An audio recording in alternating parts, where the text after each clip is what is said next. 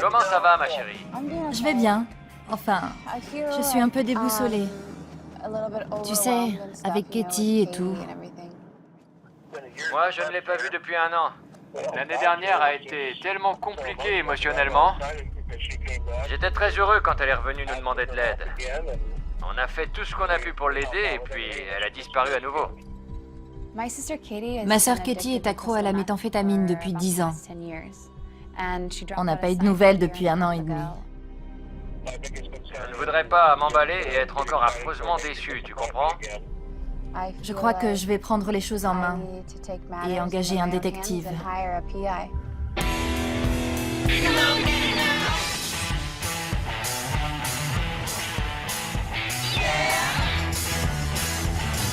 Je suis clouée au sol, mais je vise les étoiles. Si on engage un détective privé, on pourra peut-être la retrouver. On essayera de lui parler, on lui demandera si elle accepte de se faire soigner. Ces dernières années ont été très difficiles pour Katie. Elle est allée en prison. Elle n'a pas le droit de voir ses enfants et elle s'est évaporée dans la nature. Ça n'a pas été facile pour mon père. D'abord mon grave accident de voiture et ensuite l'énorme problème de drogue de ma sœur. Je ne renoncerai pas. Je n'ai pas renoncé. Si, papa, tu as renoncé. Tu penses qu'elle ne s'en sortira pas et tu l'acceptes. Tu n'arrêtes pas de le dire. C'est un combat qui m'épuise émotionnellement. Je suis fatigué. Je n'aurai pas la force de revivre tout ça encore une fois. On ne peut pas la laisser tomber.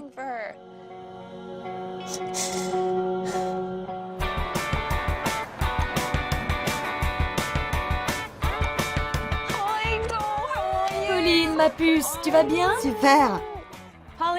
Pauline est mon anglaise préférée. Il n'y a pas de politiquement correct entre nous. Le fauteuil n'est pas un problème. Elle ne le voit pas. Qu'est-ce qui te ferait plaisir? Je sais pas, mais j'ai jamais fait de pédicure. Tu rigoles? Pourquoi? Ben, je sais pas, mes pieds tremblent. T'inquiète pas pour ça. Jusqu'à maintenant, je me suis toujours fait faire les mains.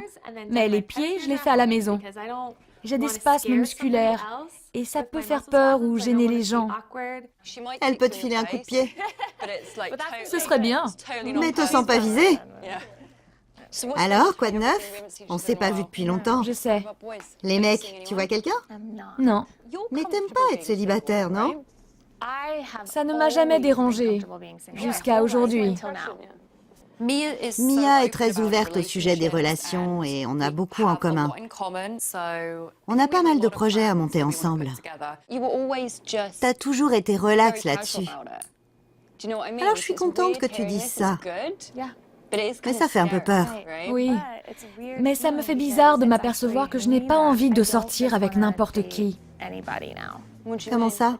Si je vois quelqu'un, ce sera pour me marier. C'est complètement dingue. Je n'ai jamais éprouvé ça. Je ne rajeunis pas. Il faut que je fasse un effort, que je sois plus agressive. Je n'ai pas envie de le regretter plus tard. Je veux trouver mon homme. Pas un homme, mais mon homme. Le bon. Tu sais ce que tu veux. T'es prête à te marier, c'est génial. Mais relâche un peu la pression. Tu t'en mets beaucoup sur le dos. Laisse-toi vivre, sors, vois un maximum de monde. Tu seras mon chaperon. Et moi le tien. T'as intérêt. Bienvenue à Rancho. Merci, Ça te plaît le tutorat? beaucoup. C'est génial de revenir, je te remercie. Depuis mon accident, je me suis engagée à fond dans le tutorat des nouveaux patients. C'est très dur de s'adapter à la vie en fauteuil. C'est à mon tour de montrer à d'autres qu'il y a une lumière au bout du tunnel. Salut! Salut, Oti, Sonny, Sonny, Oti. c'est un plaisir. Le plaisir est pour moi. Regarde-moi ça, comme il est beau! Merci, t'es pas mal non plus. Je crois que ça va coller entre nous. Bon, bah alors je vous laisse. Ça démarre bien. À tout à l'heure. À plus. Bye bye. Vous êtes de la famille? Je suis la maman. Bonjour, désolée. T'as pas honte de flirter avec moi devant ta maman? Maman voit tout. Moi, c'est Alex. Salut Alex, enchantée. Alors, parle-moi un peu de toi. J'étais en vacances avec une bande de potes, on était dans un hôtel casino et on est allé à la piscine. J'ai plongé dans ce que je croyais être le grand bain. Oh non. Mais il y avait 1 mètre de profondeur partout. Sous le choc, je me suis noyé. Et parce que je me suis noyé, j'ai fait une pneumonie. Au début, j'ai perdu 27 kilos et je n'ai pas pu parler pendant 3 semaines. Je suis resté paralysé à partir du torse. Mes mains sont donc atteintes. J'avais 26 ans, je pétais le feu, j'étais un fonceur, je faisais du sport.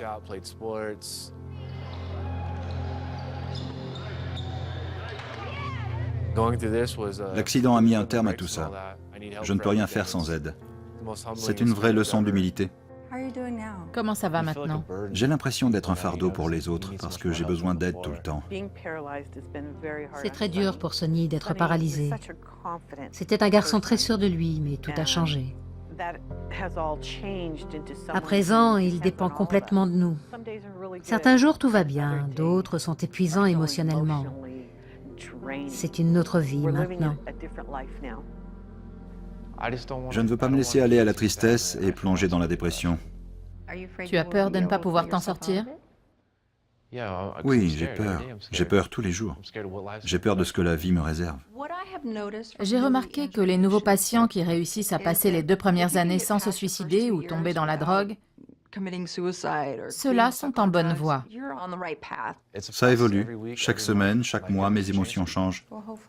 J'espère qu'en étant liés et en continuant à l'être, on pourra progresser. Puisque t'es marié, on pourrait être amis.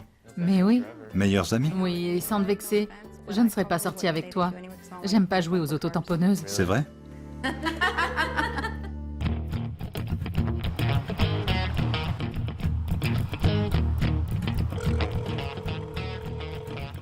Oui, allô? Bonjour Richard, c'est Tiffany. Vous avez appris quelque chose au sujet de ma sœur? J'ai engagé un détective privé pour retrouver ma sœur Katie. J'appelle pour prendre des nouvelles, pour voir s'il a des renseignements. J'ai parlé à un de mes informateurs. Elle vit dans un parc à Mobile Home. Un repère de junkie apparemment. Voilà. C'est un grand soulagement de savoir que ma sœur est encore en vie. Mais en même temps, c'est triste qu'elle soit dans un endroit aussi glauque. Maintenant que je sais où elle est, je ne veux pas risquer de la perdre à nouveau. J'ai envie de conduire jusque là-bas et de l'attendre. Non, ce ne serait pas une bonne idée. C'est un milieu très dangereux. Il y a sûrement des membres de gangs et des dealers dans le parc.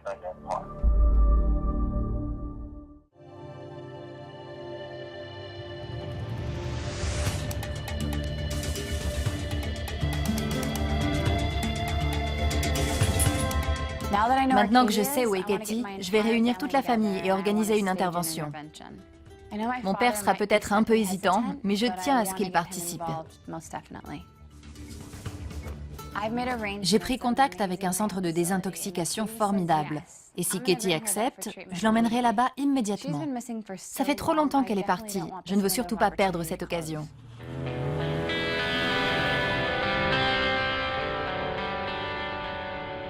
Quand on était petite, ma sœur était ma meilleure amie. On jouait tout le temps ensemble. On faisait les folles, on pataugeait dans les mares, on attrapait des écrevisses, des crapauds. La vie de campagne, quoi. Elle m'a beaucoup aidée après mon accident.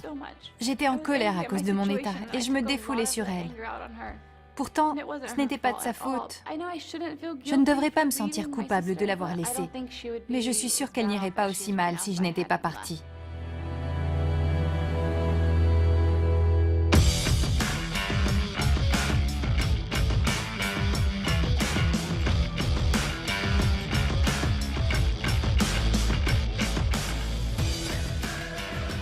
J'espérais qu'il y aurait plein de mecs canons, Je sais. mais il est encore tôt. Pauline et moi, on s'amuse où qu'on aille. Elle est super ouverte. Alors quand on sort ensemble, on rencontre des gens fabuleux.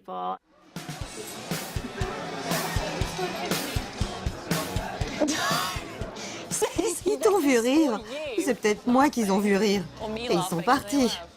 On aura peut-être plus de succès si on boit. On va se décoincer et devenir sexy grâce à l'alcool. Il faut faire quelque chose.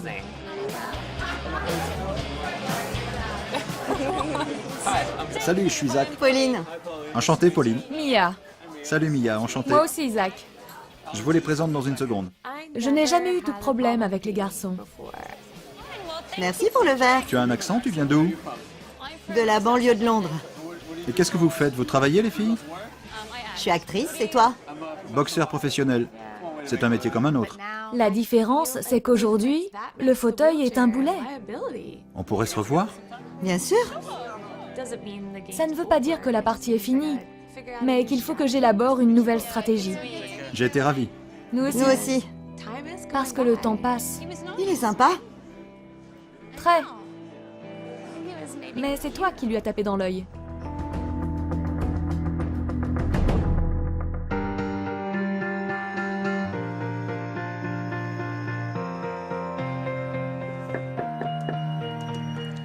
Bonjour. Mon Dieu, bonjour. Salut. Tu vas bien? Bien, Tu as l'air en forme. merci. Le retour dans le monde des valides n'est facile pour personne. C'est parfois un vrai choc. Je veux être sûre que Sonny tiendra le coup. J'ai eu beaucoup de mal à m'adapter les premiers temps à la maison. Ce qui m'a aidé à sortir de la dépression, c'est que j'ai établi une routine. Ça a été la période la plus difficile. Je suis sûre que cette phase dépressive est derrière toi. Mais d'après ce que tu m'as dit, tu ne sors pas de la maison. Non. Quand on vient d'être blessé et qu'on sort en public, on se sent vulnérable et exposé. Pour moi, ça a été une des choses les plus difficiles après mon accident. C'est dur parce qu'on me demande d'être fort quand physiquement, émotionnellement et spirituellement, je me sens faible. Ma vie me manque. Ça me manque de ne pas pouvoir faire tout ce que je veux. Mes mains me manquent, tu comprends? Je ne peux pas écrire, je ne peux pas signer mon nom, aller aux toilettes tout seul, prendre soin de moi, les petites choses. Je me bats tous les jours. C'est vraiment dur parfois. Je comprends pas pourquoi ça m'est arrivé. Je faisais pas des folies. J'ai juste sauté dans une piscine. Et 3 jours plus tard, je me suis réveillé à l'hôpital et ma vie était chamboulée. C'est dur, tu sais. Je ne veux pas être défini par mon handicap, mais c'est une lutte quotidienne. On avance à pas de bébé. Et si je te dis ça, c'est parce que si tu vas trop vite, tu vas te planter. Oui, Pendant un temps, je n'avais plus le goût de vivre. je ne sais pas comment t'as fait. Tu vas réussir à gérer. Une prière après l'autre. En me montrant son côté fragile, Sonny m'a prouvé qu'il y a de l'espoir. Je suis soulagée. Tu me fais confiance? Bien sûr. Parfait. Je pense que le moment est venu de sortir. C'est pour ton bien.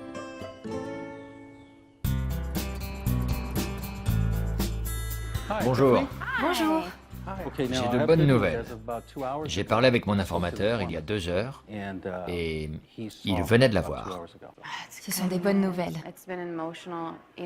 On a beaucoup souffert de ne pas savoir ce qu'elle était devenue. Je vois le détective privé pour faire le point au sujet de ma sœur avant d'aller chez mes parents. Elle habiterait donc à un parc à mobil-home, comme je vous l'ai dit au téléphone, Oui, dans un quartier malfamé. ouais. Ça saute aux yeux que c'est infesté de dealers.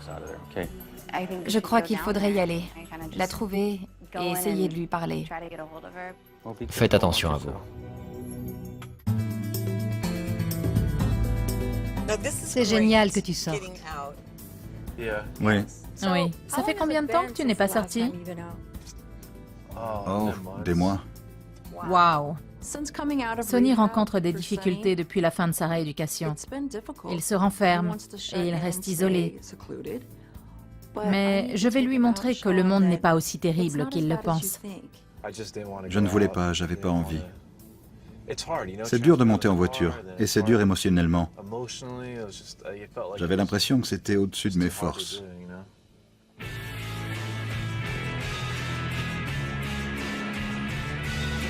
Ici, parfait. Tu es prêt? Tu as peur? Non. Nerveux? Oui, un peu. D'accord. Ça va aller. Par ici, par ici. Chien fou. On est très intimidé la première fois qu'on sort en public. Je vais faire un tour. Ok, Amusez-vous bien. ok. À tout à l'heure. Je te suis, d'accord? Ok, oui. Tu ouvres la voie. Je suis là pour soutenir Sonny et pour le guider, mais aussi pour lui filer un coup de pied aux fesses et lui dire « Affronte le monde, prends ta vie à bras-le-corps ». C'est très différent de ma première sortie, où je me noyais dans l'apitoiement tellement j'étais mal dans ma peau. La dernière fois que je suis venu ici, j'étais très gêné. C'était pénible de voir la réaction des gens, la pitié dans leurs yeux. Je ne veux pas de ça. Si ça te rend mal à l'aise, ne dis rien. Mais vu ta personnalité, parle-leur ouvertement. Bille en tête. Vas-y Franco, interpelle les gens. Bonjour. Pardon, je peux passer? Faut lui demander à lui. Mais vous devez lui dire bonjour d'abord. Bonjour. Bonjour. Je m'appelle Blanca. Mon meilleur ami est en fauteuil, alors vous savez. Je voulais juste vous dire que je comprends combien ça peut être dur. Combien c'est dur? Pas dur, mais difficile, vous voyez. C'est la première fois que je sors de la maison et que j'ai du plaisir à me retrouver en public. C'est dur. Avant, les filles me regardaient autrement. Aujourd'hui, je suis assis et je pousse sur mes roues. C'est pareil pour mon ami. Qu'est-ce que tu dirais à un beau mec comme lui? Je sortirai avec lui. Je sortirai avec toi, pourquoi pas. Cool. C'est ce que je voulais entendre. Tu vois? Ça marche, ça marche. J'ai été ravie. Moi aussi. Moi aussi. Merci beaucoup. Au revoir. Merci, bye. Tu reluques ses fesses? Elles étaient juste là. Pris sur le fait. C'est cool.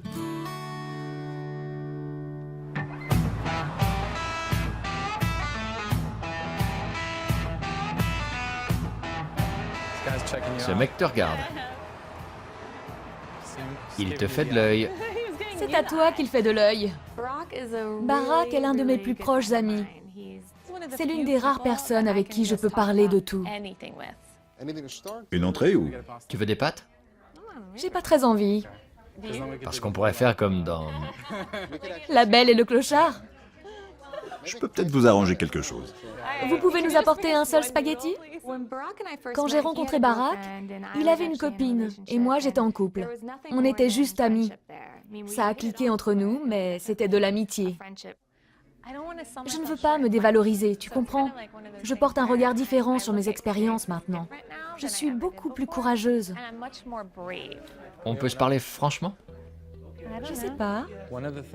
Ce qui m'a toujours rendu prudent avec toi, c'est que j'ai observé la façon dont tu vis tes relations.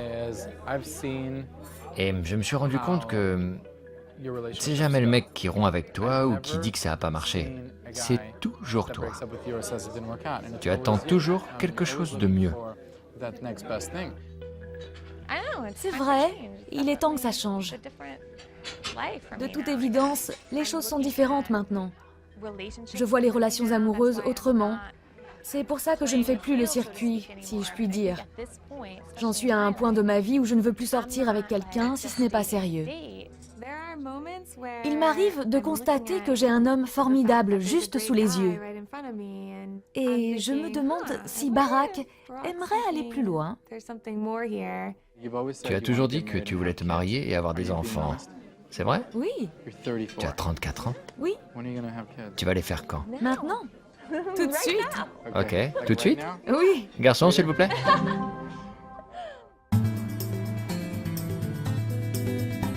Je suis allée à Lodi pour chercher ma sœur Katie et essayer de la faire désintoxiquer. Ma famille a beaucoup de mal à supporter la situation, surtout mon père, mais j'ai besoin de leur aide. Est-ce que tu as réfléchi à ce que tu allais faire demain? Est-ce que tu as une stratégie? Ça ne va pas être aussi facile que tu le penses.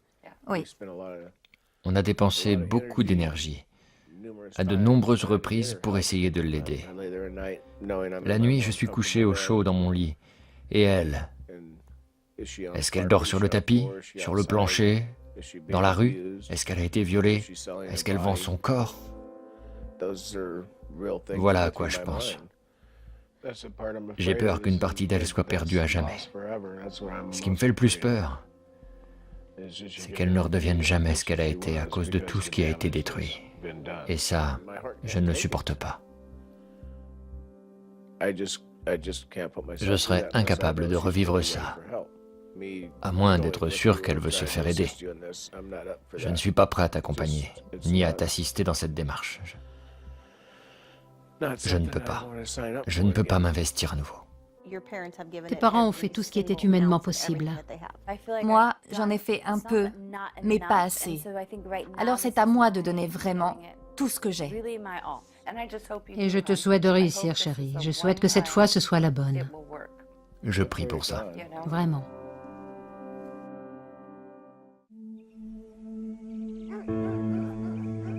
On y va? Ok. Soyez prudente. Ma cousine Lisa et moi, on va au parc des mobil-homes où Katie a été vue. C'est un quartier dangereux. Je ne veux pas y aller seule. Et il faut qu'on la trouve aujourd'hui, avant qu'on perde encore sa trace. J'ai l'estomac noué. Arrête, tu me rends nerveuse. Si on la voit et que je vais la chercher, tu vas te cacher ou bien rester en vue en espérant qu'elle grimpe dans la voiture? Il vaut mieux que je me cache. Et si on la trouve et qu'elle refuse de se faire soigner, ce serait une grosse déception. Mais si on ne la trouve pas? Je sais pas.